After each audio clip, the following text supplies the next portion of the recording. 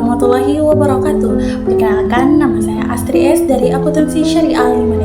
Jadi pada kesempatan kali ini saya akan membahas terkait kasus Arthur Andersen dan Enron. Baik, pada awal tahun 2000-an, Enron adalah perusahaan energi terbesar di Amerika Serikat dan dianggap sangat inovatif. Nah, strategi bisnis inovatif Enron ini seperti kayak pengembangan pasar energi, di mana menciptakan sistem perdagangan energi yang kompleks dan menggunakan kontrak derivatif. Kemudian juga pemanfaatan teknologi yang mengembangkan platform perdagangan online untuk efisiensi energi. Kemudian diverifikasi bisnis dengan memasukkan bidang di luar energi tradisional seperti telekomunikasi, komoditas, dan layanan keuangan. Kemudian ada pengembangan kontrak derivatif yang menciptakan produk derivatif yang melibatkan komoditas lain seperti cuaca dan mata uang. Nah, sayangnya inovasi ini dilakukan di balik praktik yang tidak etis, di mana perusahaan memanipulasi laporan keuangan untuk menutupi utang besar.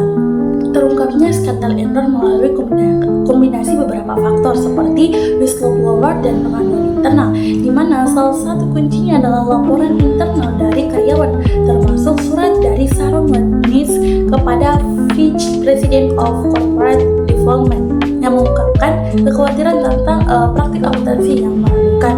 Kemudian terkait juga penurunan saham drastis di mana saham Enron anjlok setelah perusahaan mengumumkan kerugian besar pada tahun 2001 yang menarik perhatian media dan analisis keuangan. Kemudian dalam pemberitaan media yang intensif itu memicu penyelidikan oleh Komisi Sekuritas dan Bursa.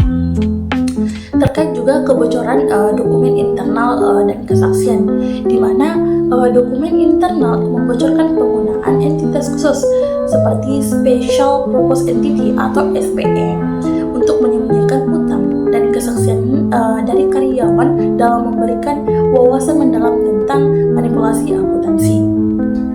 Enron menggunakan praktik akuntansi yang kompleks dan manipulatif untuk menciptakan gambaran palsu tentang kinerja keuangan seperti Special Purpose Entity atau SPE. Nah, di mana Enron menggunakan entitas khusus ini untuk mengalihkan utang dan aset yang meragukan dari laporan keuangan utama dan menciptakan ilusi keuangan yang lebih sehat. Yang kedua terkait mark-to-market accounting, di mana Enron memperkirakan nilai aset dan pendapatan yang diharapkan itu di masa depan bukan biaya sebenarnya, sehingga menghasilkan pendapatan yang lebih tinggi di laporan keuangan.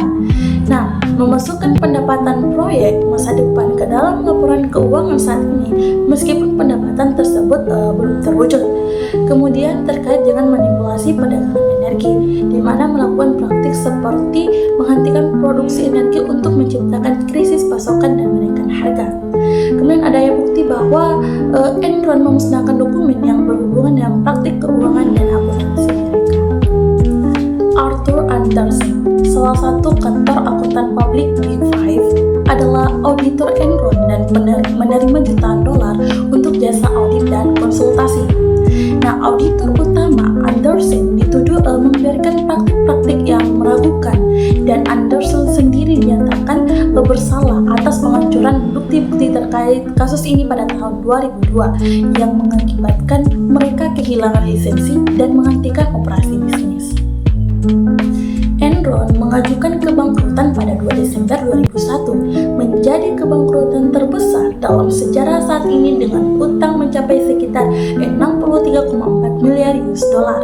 Nah, dampaknya ribuan karyawan, sekitaran 20 ribuan, kehilangan pekerjaan dan tabungan pensiun mereka hancur karena sebagian besar diinvestasikan dalam saham Enron.